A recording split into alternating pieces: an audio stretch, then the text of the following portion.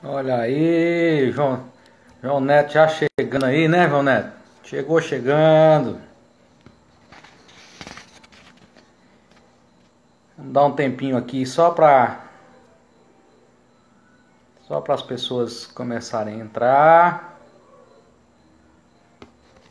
Manda aí, João Neto, pros colegas dizendo para entrar aí, para ver se eles assistem também de hoje.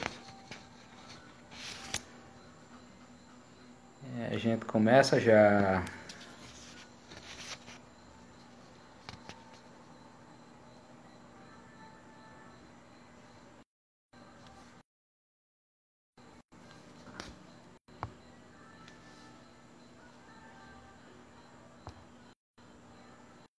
Olá, Júnior. Vamos já começar. Só aguardando o pessoal entrar mais um pouquinho. Nós combinamos 7 horas, ainda falta uns minutinhos, né? Olha aí, tio Inaldo chegando aí.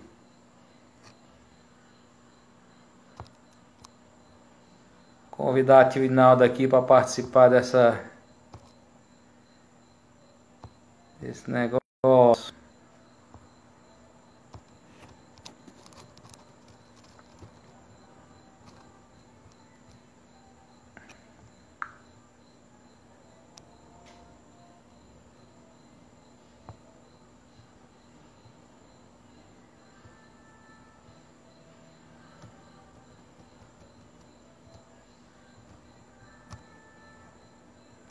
Concluir.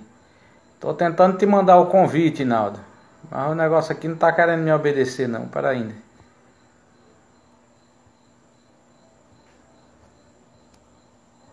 Oi.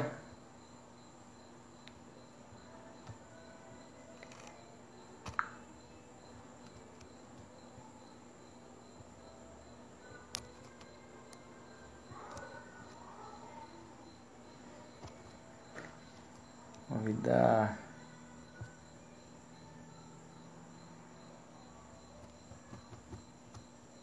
Sei não. Apareceu aí na tua tela não, Inaldo? Olha se apareceu o convite.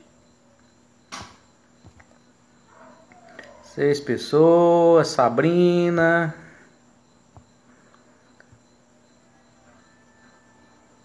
Silvânia.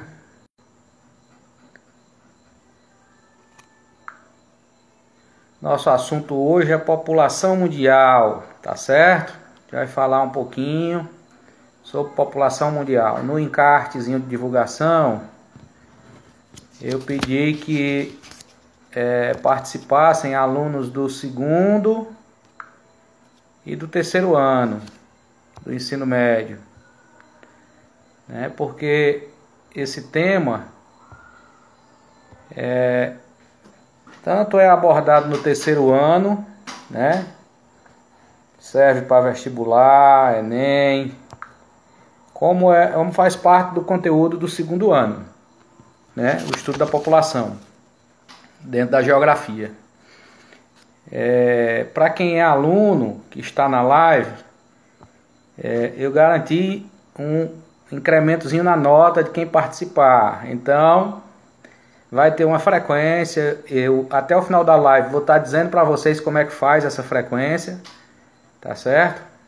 E aí vocês vão estar respondendo essa frequência e garantindo lá o incentivozinho que eu prometi para vocês.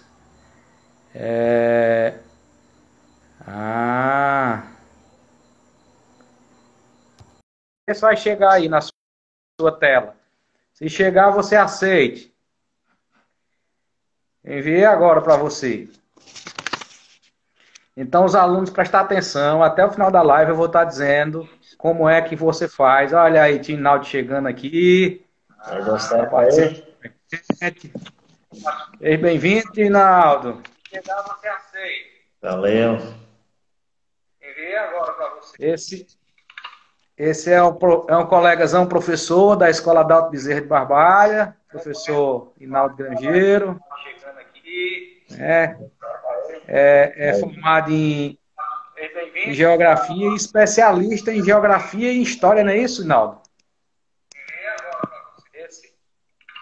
Esse é o colegazão professor da Escola Dalto Bezerra de Barbalha, professor Rinaldo Pinheiro, e é formado em geografia e especialista em geografia e história da Ensino. Geografia e paleontologia. Paleontologia, desculpe aí.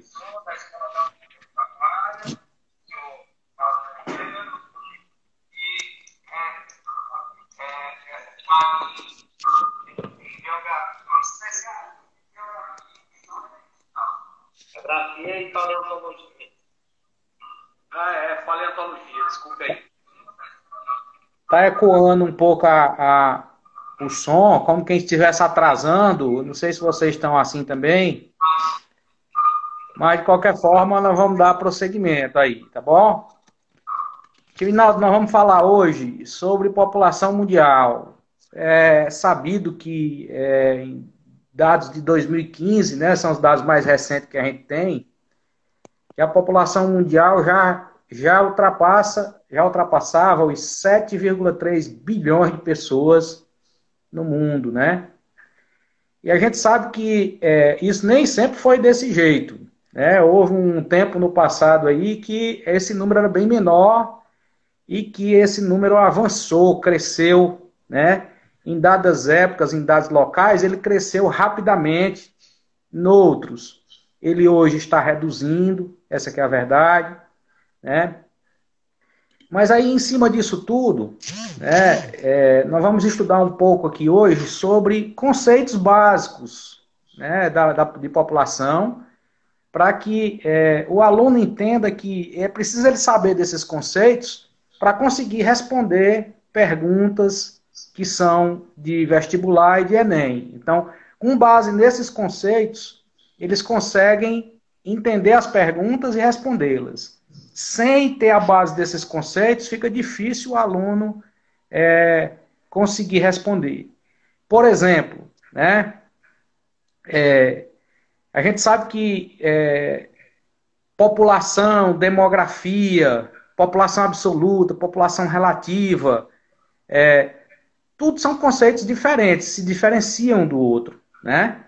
E aí é preciso o gargalo, né, como se diz, do entendimento, é entender os conceitos. O aluno que entende os conceitos, ele consegue entender a matéria e consegue produzir nas avaliações. O aluno que não entende os conceitos, naturalmente ele não consegue entender a matéria, nem produzir nas avaliações. Não é assim, tio Rinaldo? Tá bom. Tá bom o áudio, Frank? Tá bom, tá ótimo.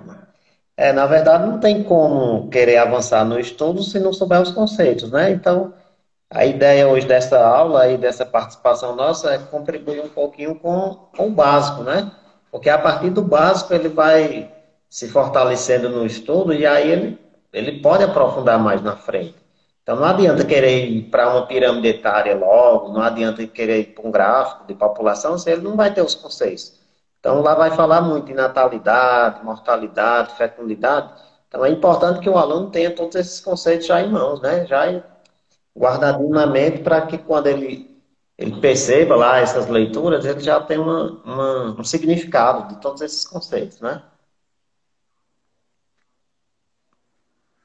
Verdade. Então, somos 7,3 bilhões em 2015. Por que em 2015? A gente sabe que agora nós vamos passar, por exemplo, aqui no Brasil, nós vamos passar por um censo, novamente agora em 2020. Né? Pelo menos é o que está previsto, né? Com essa pandemia, ninguém sabe ainda como é que vai ser. Estava previsto o censo para 2020, né?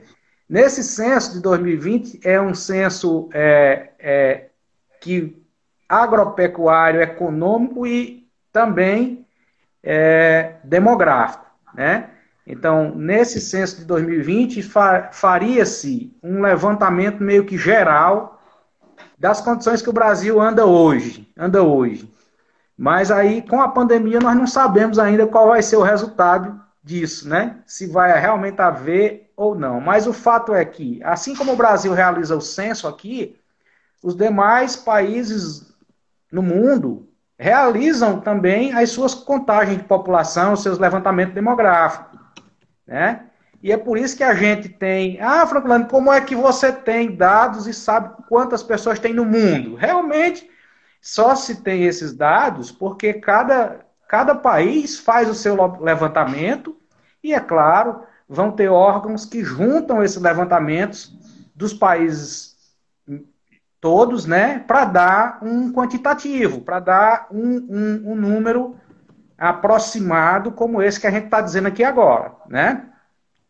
Mas a gente sabe, por exemplo, que esses 7,3 bilhões de pessoas são todas pessoas com costumes diferentes, formas de viver diferentes, né? Existem raças diferentes, por exemplo, se a gente trouxer para aqui para o Brasil, nós temos a nossa base de constituição étnica, racial, composta de 3 raças mães, né?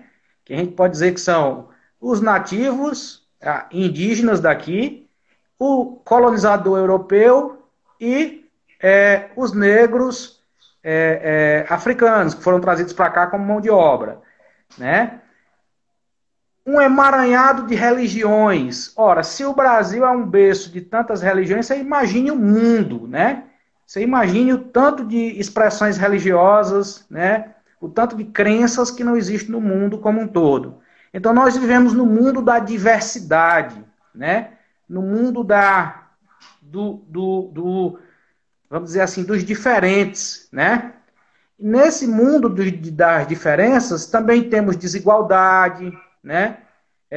Pessoas ricas, pessoas pobres, né? Também temos idiomas diferentes, línguas diferentes. Então, quando a gente vai estudar a população, a gente tem que ter o pé no chão de que está lidando com tudo isso num emaranhado, num caldeirão mexendo, não é assim, Tivinaldo? Com certeza. E aí a gente vai perceber que o termo população, assim, como é que a gente fala, nu e cru, né? Ele vai falar muito em números. E aí, quando você parte para estudar o país, para estudar cada estado, para estudar cada cidade, aí você vai perceber essas diferenças. Porque o termo em si, quando fala população, é um conjunto de pessoas que vivem em determinado lugar, é um conjunto. Então, quando se fala em conjunto, nada é homogêneo, né? Então, por isso que tem que ficar sempre atento a essa questão da diversidade. Como você falou, nós temos diversidades étnicas, culturais, políticas, religiosas, né? E cada uma dessas características vai acabar influenciando no perfil daquela população, social, político, econômico. E aí, por isso que a gente vai ter uma diversidade muito grande em todos os lugares. Você vai ter, às vezes, dentro de uma própria cidade, você tem populações que se comportam, que vivem de determinadas diferenças, né? Então, você nunca vai ter uma coisa homogênea quando se trabalha em população. Você tem um conceito geral, mas que é bem diversificado quando você vai para o real, né? Com certeza, tio Naldo. Aí a gente vai, por exemplo, para o conceito propriamente dito aí, como você colocou agora, né? População é um conjunto de pessoas que habitam, que vivem em um determinado lugar ou um determinado território. Como o tio Naldo falou agora há pouco, aí isso é um conceito raiz, né? Isso é um conceito raiz que a pessoa tem que entender para poder entender os demais, né? Quando você fala em população, a população ela pode ser mundial, ela pode ser de uma nação, ela pode ser de um estado, ela pode ser de um município, de um bairro, né? Então, população é um conjunto, é um coletivo de pessoas que vivem em um dado lugar, em um dado lugar, né? Por exemplo, é diferente de você colocar, por exemplo, povo. Povo, o conceito de povo é muito diferente do conceito de nação. Aliás, do conceito de população, né? Quando você fala em povo, em nação, aí você está falando de um território, de uma delimitação política, né? Ali. Então, o território tem o seu povo, que é a sua população, né? O território tem o seu povo, que é a sua população. Mas, na verdade, quando você abarca o conceito de população, ela pode ser de ou geral, ou bem fragmentada. É diferente, por exemplo, se você pegar o conceito de povo, né? Que o povo vai ser de uma determinada área. Eu não posso dizer o povo do mundo. O povo do mundo é meio complicado, né? Porque quando você pega o povo, ele está meio que relacionado a uma determinada zona política controlada, delimitada, com governo próprio, com território próprio. Aí ali tem o seu povo, né? Ali tem o seu povo, ali é uma nação. É diferente, né? De você ver esse conceito geral em relação à população, né? População, como o Inaldo colocou, é em relação mais a números e não em relação a território, né? E pode estar relacionado a território a depender do conceito que se quer chegar. Eu enrolei, Tinaldo. Tenta desenrolar.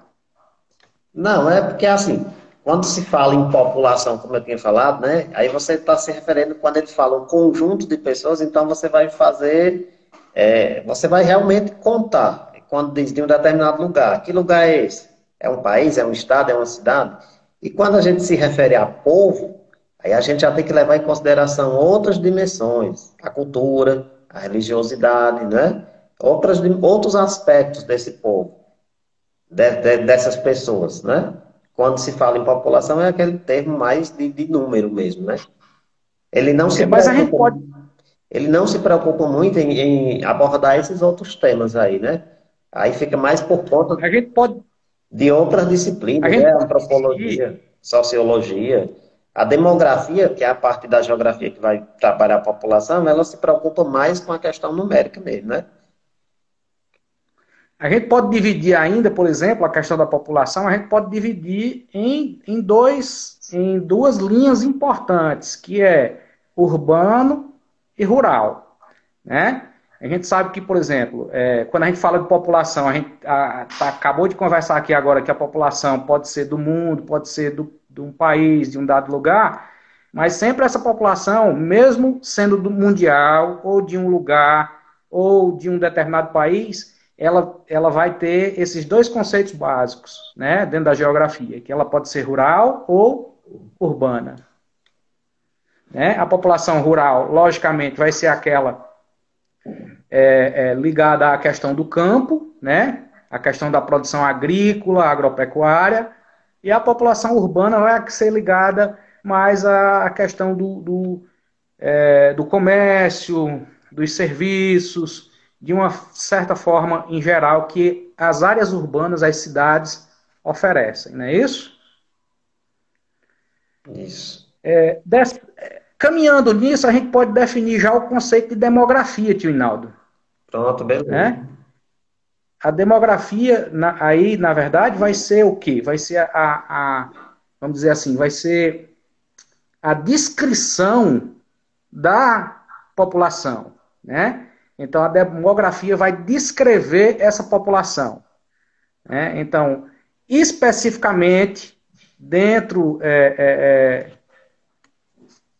do estudo da população, a demografia é a ciência, vamos dizer assim, responsável pela descrição dessa população, para dizer, por exemplo, quantos são brancos, pardos, quantos são indígenas, né? Qual é a faixa etária dessas pessoas, né? Quantos nascem, quantos morrem. Então, todos esses dados fazem parte da demografia. A demografia é quem vai fazer esse estudo da população mais aprofundado, né? Para poder gerar dados para a administração pública e a infinidade de outros estudos que necessitam desses dados, inclusive nós da geografia, não é assim? Ela tem esse papel inicial de coleta, né? Que aí é feito com a pesquisa, que aqui no Brasil é o censo demográfico, que é feito, tem um período de tempo que é feito, que no caso era para ser esse ano, não sei se vai, né? E aí ele faz essa coleta, e a partir dessa coleta de dados, é aquela entrevista casa a casa, né? Que é o censo urbano, e também tem o censo agropecuário, que aí é nas propriedades rurais. E aí você vai ter essa coleta de dados, e em seguida eles vão se debruçar por esses dados para fazer a interpretação. Então nós vamos ter digamos assim, uma escadinha. Primeiro seria a coleta e depois a interpretação. Que aí nessa interpretação vai gerar uma análise de todas as características dessa população. Aí você vai ter renda, aí você vai ter a cor, porque quando tem. Eu mesmo já trabalhei no IBGE um tempo, numa parte em 2002, eu não lembro agora o ano, 2004. E aí você tem toda uma série lá de perguntas que você faz para o entrevistado. Questão da idade, do sexo, da cor, a renda familiar, e a partir dessas informações que são obtidas, aí se traça o perfil, né? Aí traça o perfil da população daquele lugar. Então, se tivéssemos, se der certo, né, o censo desse ano, aí sim, aí nós vamos ter um novo retrato da população brasileira. Se ficar para o ano que vem, aí a gente vai perder alguns dados aí, né? Porque o certo seria se fosse pelo menos a cada 5 anos. Aqui no Brasil já é de 10 em 10, e que ainda corre o risco de não termos esse ano. Então é bem complicado. Mas é por isso que a demografia, ela faz realmente essa coleta e essa análise dos dados para poder traçar esse perfil da população. É verdade, Tinaldo. Esses dados eles são fundamentais, né, para o planejamento, né, para o planejamento dos gestores, né, com certeza traz uma grande relevância. Prosseguindo, a gente pode falar agora um pouco sobre os conceitos básicos do que é população absoluta e população relativa, né? População absoluta, o próprio nome já diz, né? É a soma total da população de um dado território, de um dado lugar. Por exemplo, qual a população total de Barbalha? Ou a população absoluta de Barbalha? É a soma de todos os seus habitantes. Não é isso? Isso. Então, esse é o conceito básico do que seria população absoluta. Tem muito a ver com a quantidade. Quantidade. Já o conceito de população relativa vai ter muito a ver com a área territorial, né? Ou seja, é a quantidade da população dividido pelo espaço territorial que é propriamente daquela unidade que se está investigando. Por exemplo, unidade que eu digo é porque pode ser um município, pode ser um estado, pode ser um país, né? Então, como é que você obtém a população relativa? É a soma total do número de habitantes dividido pela área territorial em quilômetros quadrados. Você vai obter, né, vamos dizer assim, a densidade demográfica. Vai obter, em cima disso, a densidade demográfica. Então, enquanto que a população absoluta tem a ver com o número total de habitantes e não leva em conta o território, a população relativa vai ter uma relação direta entre o número de habitantes e o tamanho da sua área territorial, o tamanho da área territorial que é ocupada por aqueles habitantes. Né? Diga aí, Tivinaldo, complemente. E aí ficar sempre atento à questão que o pessoal às vezes confunde muito, né, com a questão de populoso e povoado. Onde o Isso. populoso sempre lembrar, ela está diretamente ligada ao número total. Então, população total significa, vai dizer se o país é populoso ou não. Populoso tem a ver com a quantidade. Então, se um país tem milhões de habitantes, ele é considerado populoso. Se ele tem uma baixa população, ele não é populoso. Então, se ligar nisso, populoso tem a ver com uma grande quantidade. E povoado tem a ver com a densidade demográfica, que é aquilo que Frank falou, que é a divisão da população pelo seu território. E aí você vai ter países que têm uma densidade demográfica muito alta e você vai ter países que têm uma densidade muito baixa. Então ele pode ser povoado e não ser populoso. E vice-versa, né? Ele pode ter uma alta Aí, em densidade cima disso, demográfica e não ter uma grande população. Vai depender também do seu território, não é isso, Frank? Tio Rinaldo, a gente ainda pode acrescentar que o Brasil, por exemplo, é um país populoso e pouco povoado, né?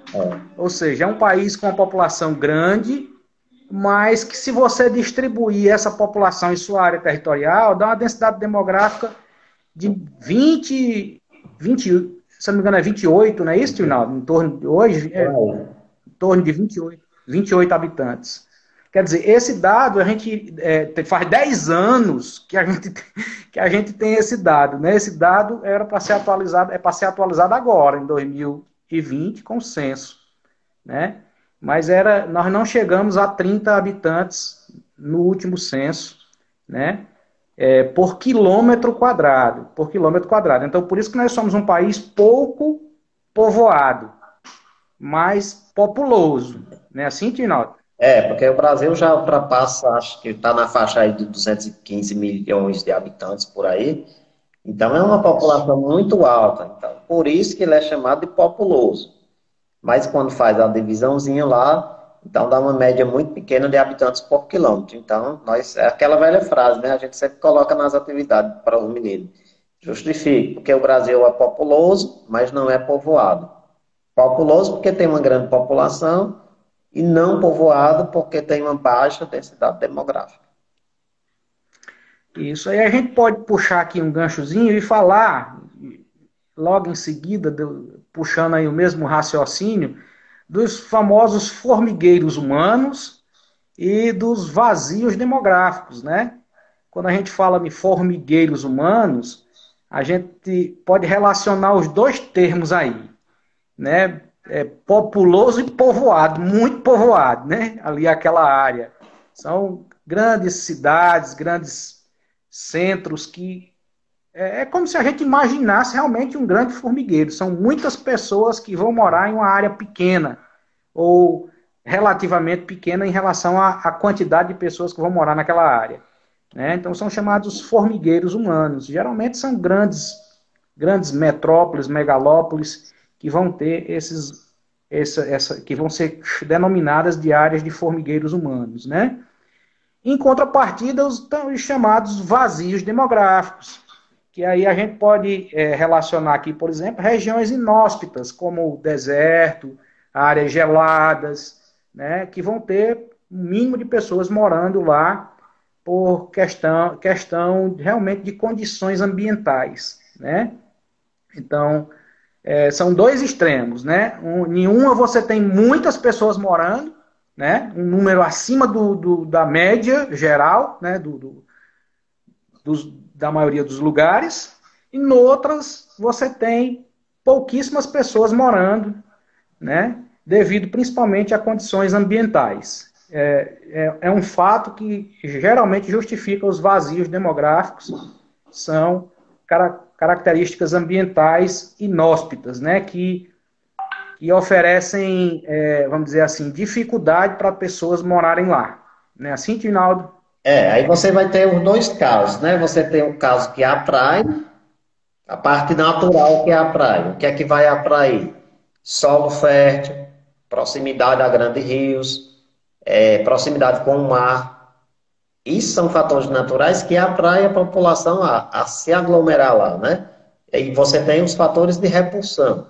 São aqueles que vão dificultar que se localizem ali grandes populações, que é justamente o que tu disse. Desertos, grandes florestas, montanhas, ambientes muito quentes, como deserto, ou ambientes muito frios. Então, você tem a parte natural que chama, e você tem também a parte natural que, digamos assim, que expulsa. Então, você tem isso. Como também os fatores econômicos, né? Regiões mais industrializadas tendem a ser motivo de atração para as pessoas, do que regiões mais pobres, né? Regiões mais pobres, geralmente, eles servem como um fator repulsivo. As pessoas procuram sair de lá para melhorar a condição de vida, enquanto áreas mais industrializadas, eles servem como atração por conta dos empregos gerados pelas indústrias, né?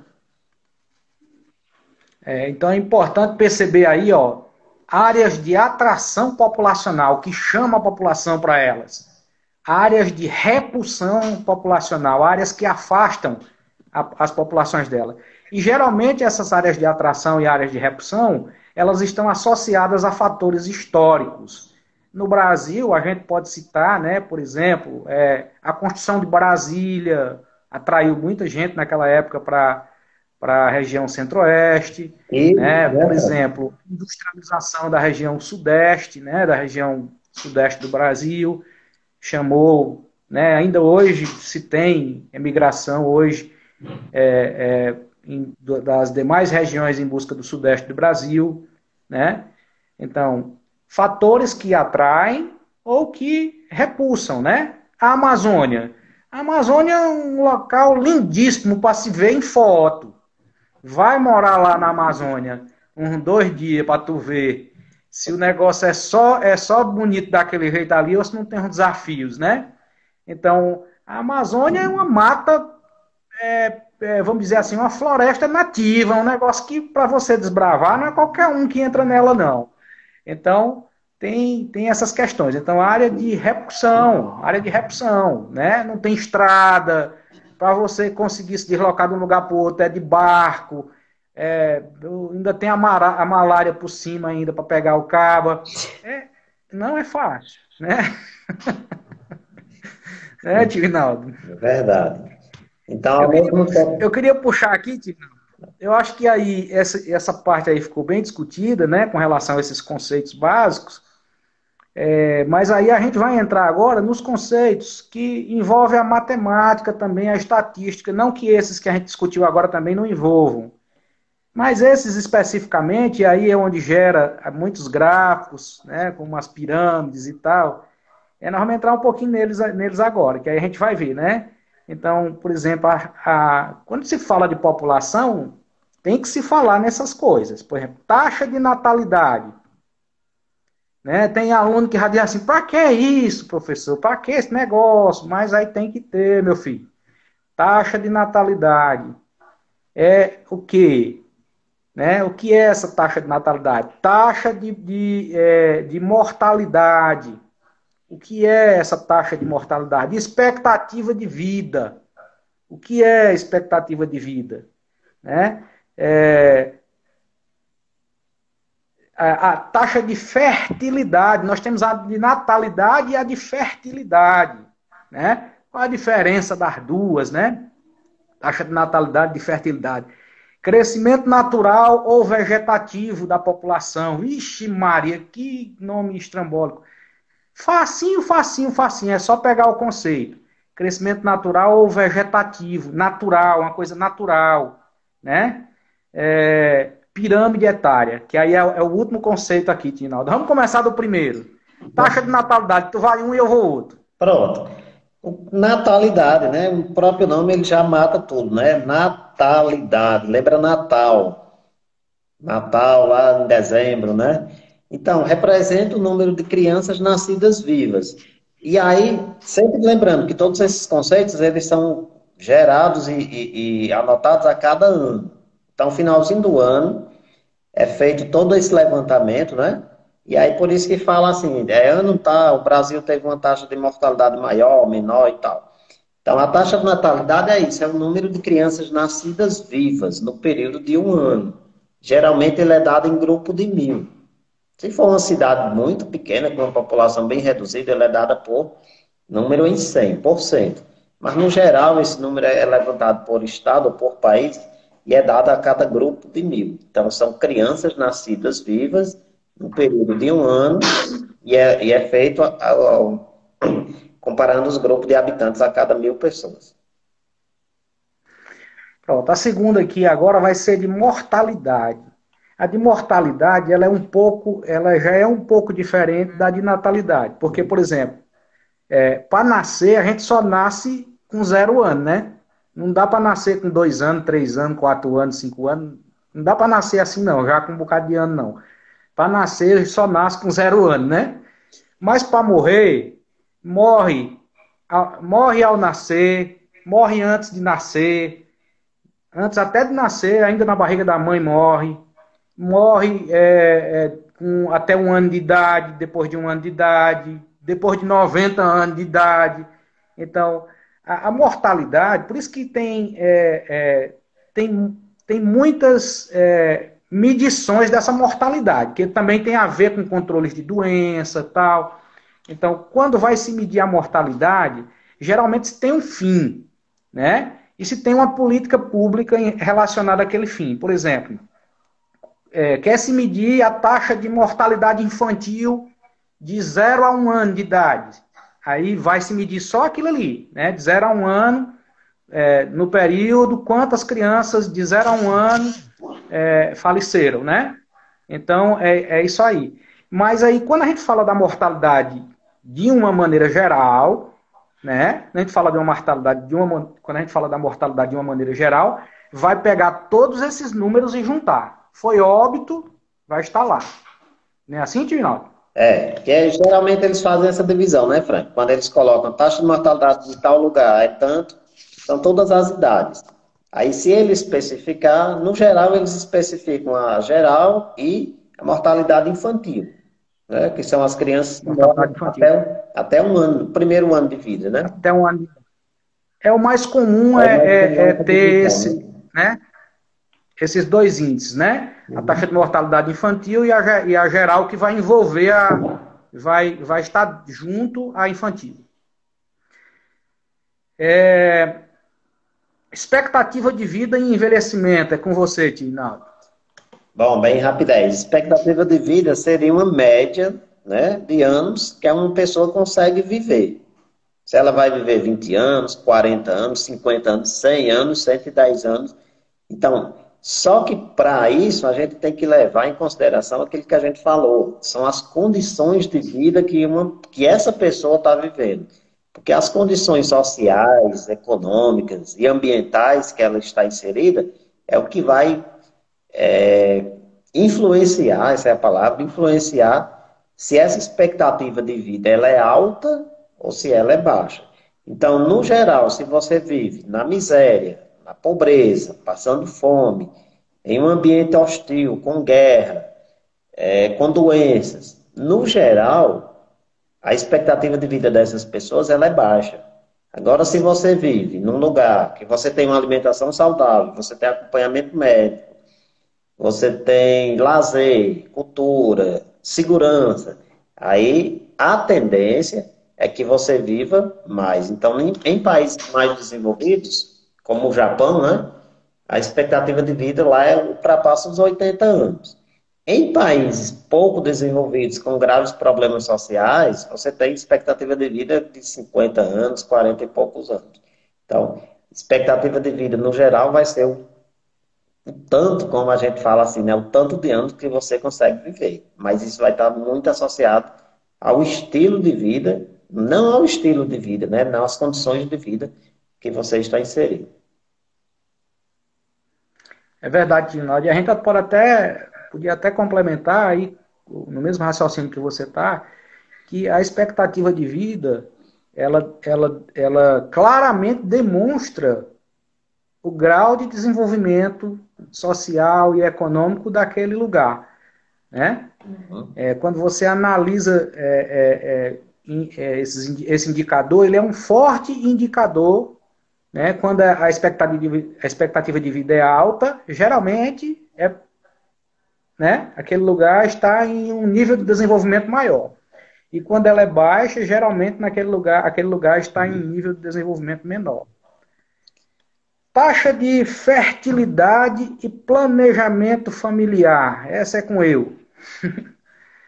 Taxa de fertilidade é nascimento de criança, né? Fertilidade, vamos dizer assim, diferente da natalidade, aqui tem a ver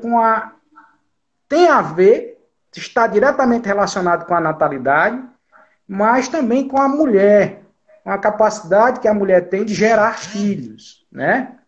Ou seja, a taxa de natalidade é o nascimento, né? A taxa de fertilidade, vamos dizer assim, que é a quantidade de filhos que as mulheres têm no decorrer da sua vida. Então, a taxa de fertilidade ela vai medir mais ou menos isso. Quantos filhos uma mulher tem normalmente no Brasil durante a sua vida? Então, é isso mais ou menos que a taxa de fertilidade vai medir. E é importante a gente, como puxou agora a discussão para a questão do desenvolvimento, de fatores desse desenvolvimento, e tudo mais, que influem na expectativa de vida, também é interessante a gente ver esse dado, né? Essa fertilidade, esse, esse planejamento familiar que acontece em determinados lugares, em outros não, em outros nem tanto, né? Essa quantidade reduzida de filhos que acontece em determinados países e em outros nem tanto, né? Tem a ver, né, com essa questão das condições também socioeconômicas, né? Então, quanto mais o país é desenvolvido, quanto melhor condição de vida as pessoas têm, mais elas planejam suas famílias, né? E por isso essa taxa de fertilidade, ela cai. Essa taxa de fertilidade, ela cai, porque as mulheres passam a se preocupar em ter menos filhos, né? De maneira natural. Espero que esteja ficado claro. Se quiser complementar, tio Ronaldo, se não, vamos para frente. Não, só complementando, né? Porque essa questão da taxa de fecundidade ou fertilidade, ela está muito associada, Frank, às mudanças sociais dos últimos 40, 50 anos. Que aí você vai ter o custo de vida muito mais alto, né? Isso. Meu pai sempre diz, de primeiro meu menino era arroz e feijão e pronto. Mas não é mais assim hoje.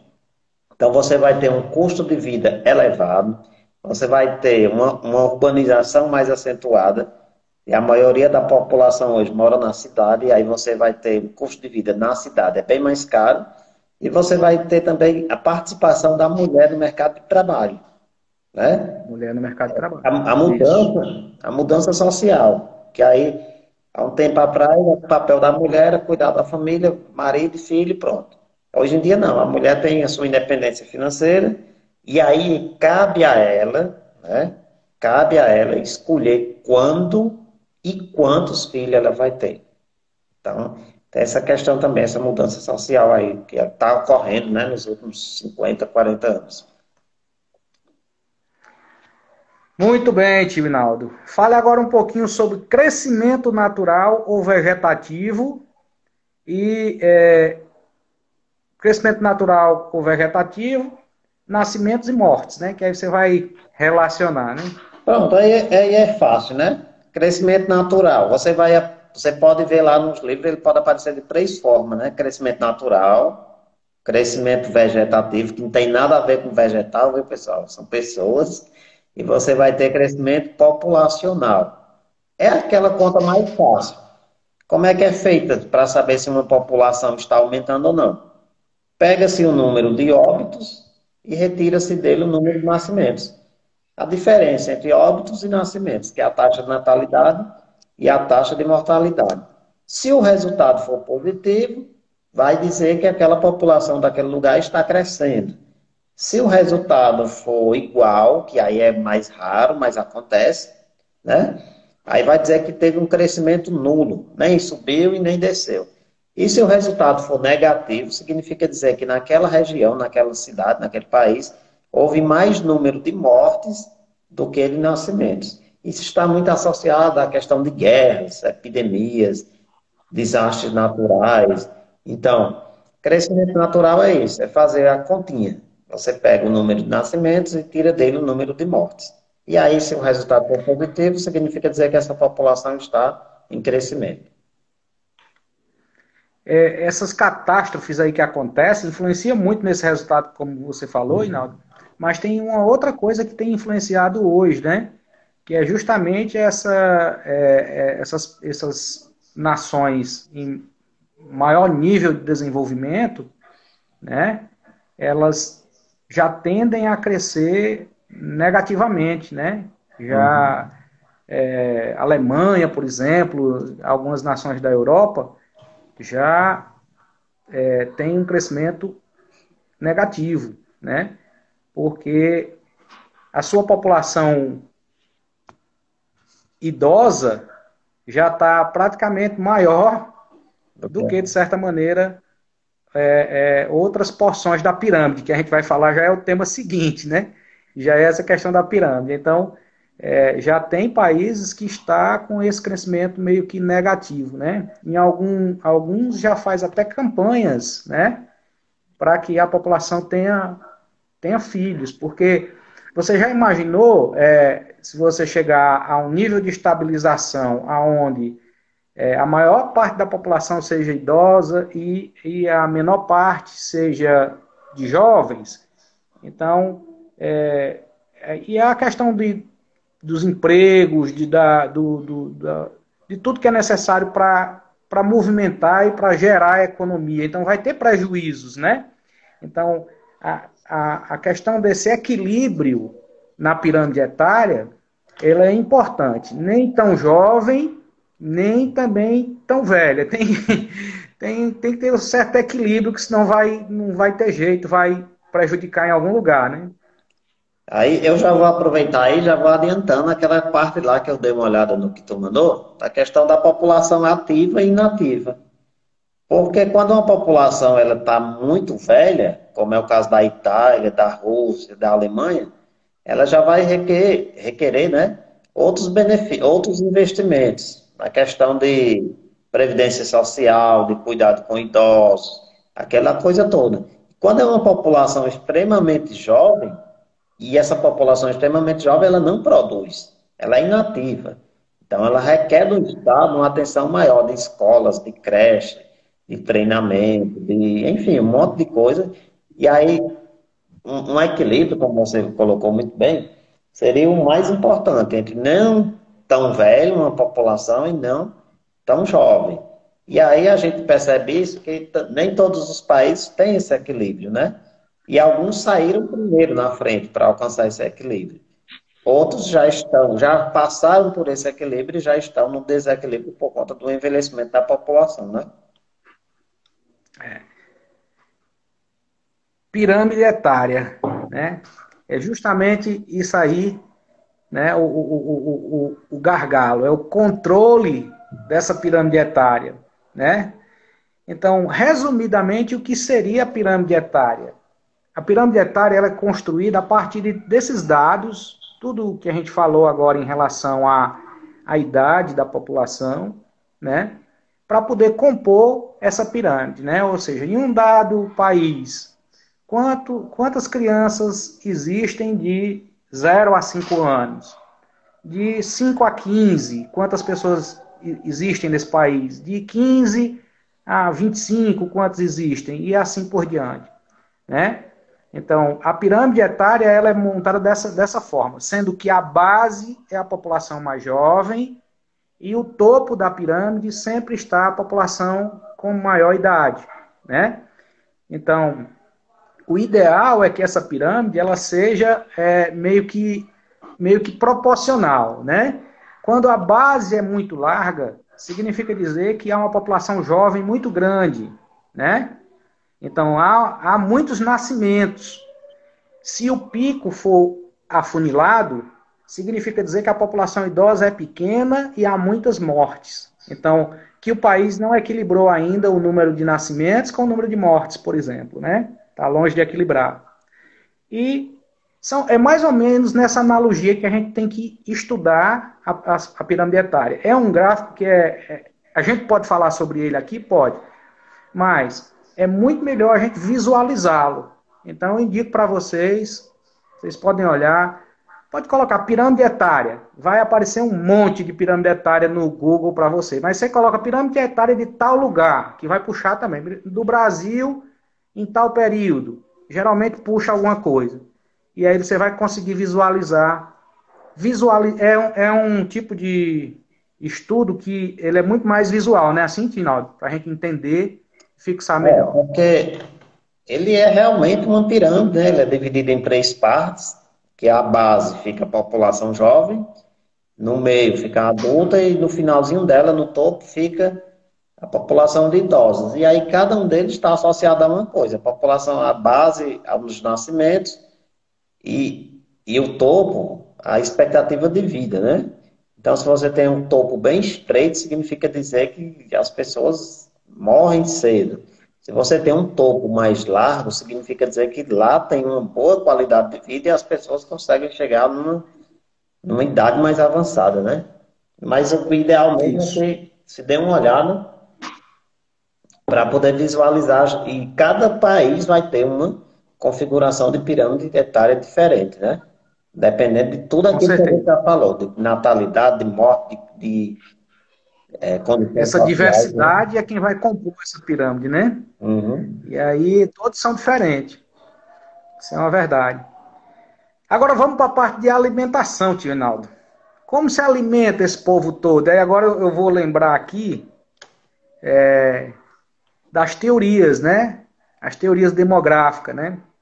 Que lá no século XVIII, antes mesmo dos gregos já se preocupava com isso, mas no século XVIII houve uma preocupação muito grande, porque aí o Thomas Malthus, lá da Inglaterra, ele criou uma teoria que ele dizia que a população crescia num ritmo que era muito maior, né? Esse ritmo era frenético, e enquanto que a produção de alimentos crescia num ritmo bem menor, e que ia chegar um momento que não ia ter alimentos para essa população.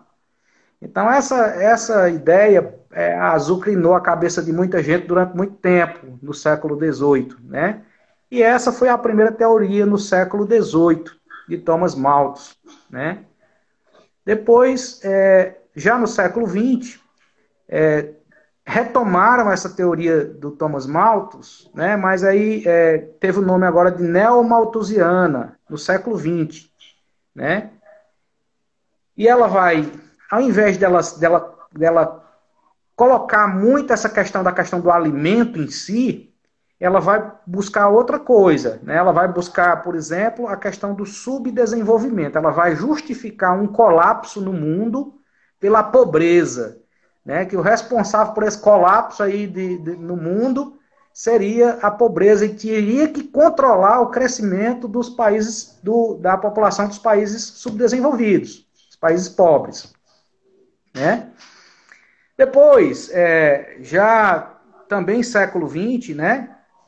Vai surgir a reformista, né?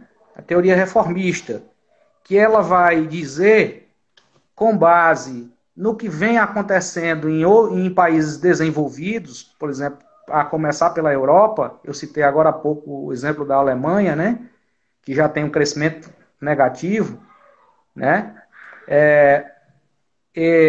O que vai se dizer nessa teoria reformista?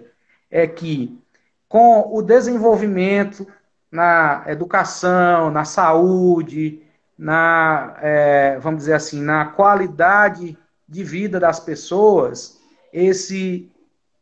essa estabilidade, ela é algo natural, é algo que as populações vão alcançar no decorrer do tempo, que os países vão passando por todas essas etapas até chegar à época da estabilidade. Ou seja, a bom entendedor, todo mundo vai se desenvolver. Eu não sei se isso vai acontecer mesmo, porque eu não sei nem se o censo vai acontecer esse ano, né, tio Hinaldo? Por último, nós temos a transição demográfica, né? A transição demográfica, que já é uma corrente mais recente também do século XX, né? Agora no século XXI, nós continuamos ainda com essa teoria da transição demográfica, então ela aborda 4 principais pontos. No entanto, tem estudiosos que ainda colocam um quinto ponto. Eu vou dizer para vocês quais são eles aqui, e aí Tinaldo, logo após, faz aí um apanhado em geral. O primeiro ponto aí da transição demográfica seria as altas taxas de natalidade. Então, o que é que eles dizem? Que o país precisa controlar primeiro as altas taxas de natalidade, o nascimento, né, o controle de nascimentos, o planejamento familiar. A primeira coisa que os países subdesenvolvidos devem investir. Segunda coisa, a diminuição da mortalidade. Na diminuição da mortalidade, aí vem o quê? Investimento em saúde, em assistência à população mais idosa, né? tudo isso vai estar dentro de ações que vão tentar diminuir essa mortalidade, né? Ou seja, terceiro ponto, diminuição.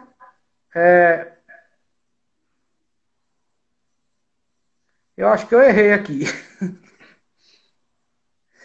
É o contrário, Tinado. A primeira é mortalidade. Isso. Eu estava meio perturbado aqui, sem saber o que era que eu estava fazendo.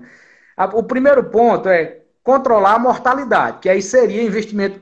Quando eu cheguei aqui, foi que baleirou. Eu digo, epa, a primeira coisa seria controlar a mortalidade, depois a natalidade, não é isso?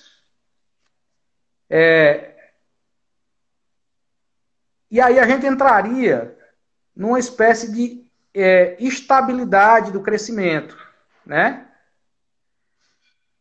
Podendo chegar a ter até crescimentos negativos, que aí vai ser o quinto ponto. Eu acho que ficou enrolado. Tenta desenrolar, Tino. Tu tá mais craque do que eu nesse negócio aí. Não, é porque é assim, na verdade, essa transição demográfica são 4 fases diferentes. Alguns países já estão nessa quarta fase, que é a desse crescimento, quarta, quinta fase do crescimento negativo. São os países que chegaram primeiro na primeira fase. Quando a gente volta lá para ver a questão do crescimento, a gente vê que nós tínhamos, no geral, da população mundial, nós tínhamos uma alta taxa de natalidade, mas nós tínhamos uma alta taxa de mortalidade também. Então, essa é a primeira fase. Nascia muito, mas também morria muito. Então, o crescimento se manteve Isso. baixo, entendeu? E aí, na segunda fase, começa-se a diminuir a questão da mortalidade, descoberta dos medicamentos, dos antibióticos, das vacinas. Isso. E aí você vai, à medida que a natalidade continuou alta, o que baixou agora foi a mortalidade. E aí, quando A você baixa mortalidade. a mortalidade, a população começa a crescer. Só que aí, lembrando que são momentos diferentes em países diferentes. Então, quando surge todas aquelas definições que eu tinha falado, né, de mulher no mercado de trabalho, de mudanças sociais, começa a diminuir também a natalidade. Aí esses países que chegaram a essa diminuição tanto da mortalidade quanto da natalidade, eles conseguem esse equilíbrio, essa estabilidade da população. Alguns países agora que estão chegando nessa fase, outros já passaram por ela, que aí nós teremos essa quinta fase, que é quando começa a ter a redução da população, Crescimento entendeu? negativo, isso. A população ela Eu, diminui também o crescimento, porque diminuiu o número de nascimentos, né? E aí você tem uma alta expectativa de vida, porque já são países mais desenvolvidos, só que em consequência disso você também tem uma baixa natalidade. E aí pode ser que a população comece a ser reduzida, né? O crescimento negativo que a gente chama. a natalidade ser tão pequena de chegar a ter crescimento negativo. Então, vou só repetir aqui, porque eu me enrolei aqui. A primeira, na transição demográfica, a primeira fase, altas taxas de natalidade e mortalidade, ou seja, pirâmide com a base larga e o cume fino, não é assim? É, E o topo fino. Segunda fase, diminuição da mortalidade, devido justamente às vacinas, o antibiótico, a penicilina, tantas coisas que aconteceram aí, né? Se a gente for analisar os países, mas tem país que ainda está chegando nessa fase, né? Assim, ou seja, tem país que está numa fase, tem país que está noutra e assim por diante. Terceira fase, diminuição da natalidade. Ou seja, agora é o controle e o planejamento familiar, que foi nisso aqui que eu me embananei naquela hora, do começo para o fim. Quarta fase, controle ou estabilidade do crescimento. Então, nós não estamos na quarta fase, né, Tinado? Nós estamos na terceira, do Brasil. no O Brasil Brasil ainda está no Brasil nós nessa estamos limitando. diminuição. Hã?